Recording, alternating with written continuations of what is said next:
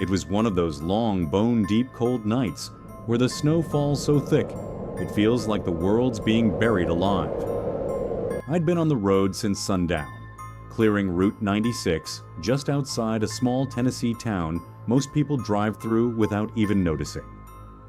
This job, snowplow operator, comes with a weird kind of solitude. You're out there alone for hours, with nothing but static radio, and the crunch of snow under the blade to keep you company. It's peaceful in a strange way, meditative even. That night the storm rolled in fast, the kind of blizzard where even your high beams get swallowed whole, and the road ahead looks more like a void than pavement. Still, I wasn't worried. I'd driven that stretch hundreds of times. I knew every curve, every hill, every tree that leaned just a little too far over the shoulder. Just me, my truck, and the endless white. I had the heater humming, coffee in my thermos, and the kind of quiet that usually lets your mind wander. And then, I saw him. At first, it didn't register. My brain tried to make sense of what my eyes were telling me. Standing just off the edge of the road was a young man, pale, shirtless, and barefoot, in a blizzard. His skin looked almost blue under the halogen lights. Just jeans and that blank stare. No coat, no shoes. He wasn't trying to wave me down or flag for help. He just stood there, watching me. And then, we locked eyes. There was something wrong about the way he looked at me. Like he wasn't surprised to see me. Like he was waiting. I slowed down out of instinct, leaning forward, trying to get a better look through the swirling snow. The second I passed him, I checked my side mirror. Gone. I pulled over, scanned the road behind me. Nothing but snow and swirling wind, no footprints. I stepped out, walked around the back of the truck. Nothing. Not a mark in the snow. Like he'd never been there at all. I stood there for a while, cold biting into my face, wondering if maybe my brain had finally snapped from too many long nights. I climbed back in, shook it off, told myself I was tired, that the storm was playing tricks on me. That's what we do, right? Rationalize, explain. Anything to avoid the idea that something impossible just happened. But I couldn't shake that look in his eyes, like he knew me. Like this wasn't over. I got back on the road, kept plowing, kept moving. But the farther I went, the stranger it got. About 20 minutes later, the cab temperature started dropping. At first, I figured it was the storm creeping in. Maybe the heater was struggling against the cold. But then the air changed. It wasn't just cold, it was wet, damp, like someone had just come in from a rainstorm and sat beside me. Then came the clicking. Soft at first, a single click, then again. I looked at the dashboard. No warnings. The radio still played, though the signal was starting to fade. Click, click. It was coming from the passenger side door, like someone was gently fiddling with the lock. I glanced over. Nothing there. Click, and then the heater cut out. Dead silence filled the cab. No air, no hum. Just the groan of the storm outside, and that one sound, breathing. I froze. It wasn't mine. It was soft, raspy. Like someone struggling to breathe quietly. Like they were right behind me. I didn't turn around. Couldn't. Every instinct screamed that I wasn't alone. Slowly, I reached for the mirror. Glanced up. Nothing. But then, just for a second, just 1 second, I saw it. A reflection. A pale face hovering behind my seat. Eyes blank. Mouth hanging open. Just there, and gone. The truck lurched. I nearly lost control. Slammed the brakes. Tires skidded on the icy road. I stopped inches from a tree. My chest felt like it was going to burst. I sat there, hands shaking on the wheel, trying to breathe, trying to make sense of any of it. And that's when I saw the footprints. Not outside, inside the cab. Muddy, wet footprints, starting from the passenger side door, crossing the mat, stopping just inches from my seat. But the doors had been locked. No one had been there. I jumped out, slammed the door behind me, and backed away from the truck. Snow hit my face like needles, but I didn't care. I circled the vehicle again, checked every latch, every window. No sign of a break-in, no damage, no tracks in the snow outside the door. The footprints were only inside, and the passenger seat was wet. I left the truck idling and called in early. Said I wasn't feeling well. Took the rest of the night off. Drove straight back to the depot, eyes darting to the rearview mirror the entire way. When I got home, I tried to sleep. I really did. But every time I closed my eyes, I saw his face, that hollow stare, that damn smile. The next day, I did something I've never done before. I looked him up. I wasn't even sure where to start. So I searched for accidents, deaths, weird local stories tied to Route 96. What I found made my blood run cold. In 1974, a charter bus full of college kids slid off Route 96 during a surprise whiteout. The bus went off a ridge and burst into flames. Most of the bodies were recovered, except one, a young man. His name was Luke Hammond. According to reports, several witnesses said they saw him escape the wreck barefoot, shirtless, bleeding. He stumbled into the woods and was never seen again. Except, there were rumors, old stories. Truckers had reported seeing a figure on snowy nights, always shirtless, always barefoot, always pale. One driver swore he picked the kid up, said he climbed in without saying a word, just sat there staring forward. After a few minutes, the driver looked over, and the seat was empty. The passenger door hadn't opened. The floor was wet, footprints on the mat, and it kept happening. Same road, same storm, same ghost.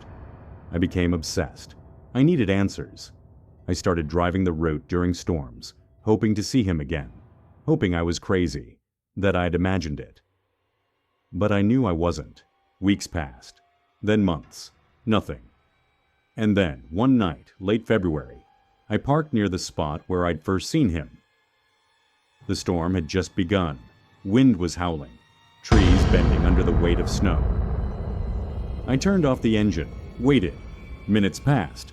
Then, tap, tap, on the passenger window. My heart stopped. I turned slowly, and there he was. Luke, same face, same stare. Only this time he was smiling. But there was something wrong about that smile. It wasn't friendly. It wasn't even human. It was empty. Like he wasn't smiling at me, but because of me. And then he vanished. Just gone. The window was still fogged up. My breath caught as I saw what he left behind. A single word written in the condensation. Remember. Since then, things haven't been the same. Sometimes my heater flickers. Sometimes I hear that clicking again. Soft, slow, insistent. And sometimes when I park the truck and step outside, I come back to find wet footprints on the mat. But here's the thing. They don't always start at the passenger door. Sometimes they start at the driver's side, right behind my seat. And that's when I realized this wasn't just about Luke. I didn't believe in ghost stories. Not really. You hear enough of them in truck stops. Tales about phantom hitchhikers, CB radio whispers, entire highways that vanish into nowhere. But they're just stories. Fuel for lonely nights on the road. So when I picked up a contract just after Hurricane Ike, hauling mulch off a remote stretch of highway near the Gulf, I didn't think twice. Debris removal, good pay, get in, get out. That was the plan. The road was still half swallowed by storm wreckage. Torn trees, washed out soil, scattered bricks like bones. Locals called it Ike's Cut. Said it was dangerous. Soft shoulder, unstable ground. But it wasn't the road they were afraid of. It was what lay under it. They whispered that the storm had unearthed something old. Older than the pavement, older than the town. Something that should have stayed buried. But at the time, I thought it was just small town superstition. You know how folks get after disasters. The first day was fine. quiet, hot, the kind of humid where your clothes cling to your skin like they're afraid too. I loaded up the mulch, drove 6 hours north, and slept in the cab that night. Nothing weird, just a long day's work. But the second night, that's when it started. I parked in the same spot I'd used the day before, a small pull-off near a thicket of pine trees, wrapped in moss like old skin. I shut off the engine, leaned back into the sleeper, and drew the curtain. The only sound was cicadas, buzzing like wires straining under pressure. I started to drift off when I heard it, tap, tap, right behind my shoulder. 3 soft knocks, too deliberate to be wind, too close to be branches. I turned slowly, expecting to see someone or something outside the glass. But there was nothing, just the dark pressing up against the window like a tide. My heart was pounding, but I tried to shake it off. Long hours, heat stroke maybe. I reached to close the sleeper curtain tighter, and that's when I noticed the tear. A long, jagged rip running from top to bottom, like something had clawed it open while I slept. And worse, my boots. They were caked in thick, blood-red soil. Not brown, not clay, red. I hadn't walked anywhere since parking, hadn't stepped outside. I just sat there, staring at them, the silence around me tightening like a noose. The next morning, I drove like hell, told myself I'd imagined it. Maybe I had tracked in the dirt earlier. Maybe the tear was old, maybe. But deep down, I knew. Something had been in that cab with me. I should have quit right there, walked away. But I didn't. Money talks louder than fear when you're behind on bills. So I did another run, same stretch, same load. This time I kept the radio on all night to drown out the quiet. Didn't help. Around 2 a.m., the temperature in the cab dropped like someone opened a freezer. I could see my breath inside a truck sealed shut. And then came the whispers. They weren't words, just soft syllables, like a breath in reverse, whispering into my ears from behind the seat. I checked the locks, all secure.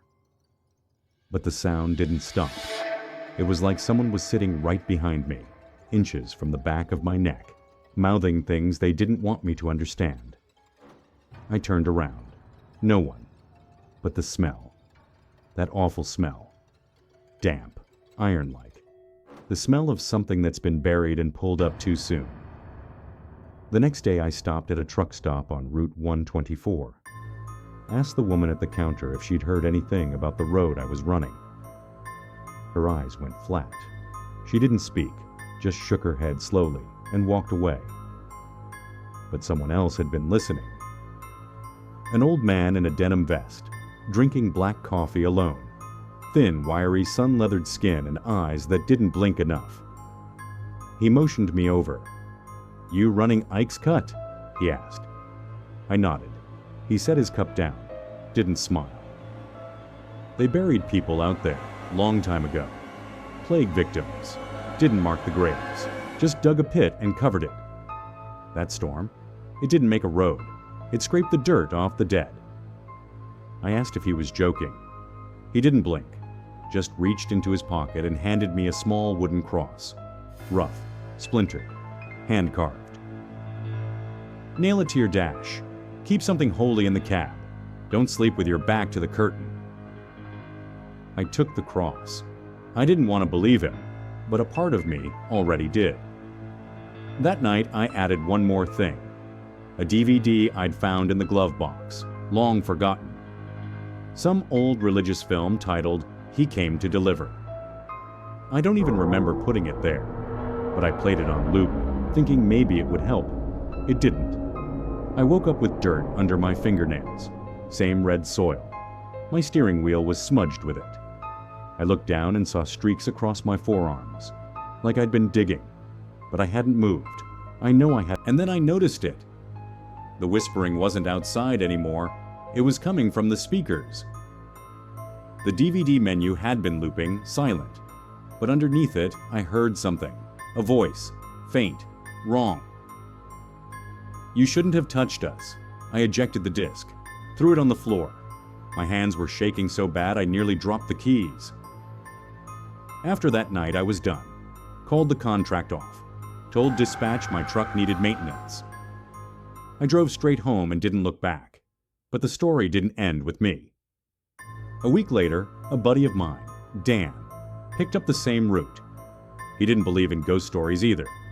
Said I was just overtired, dehydrated.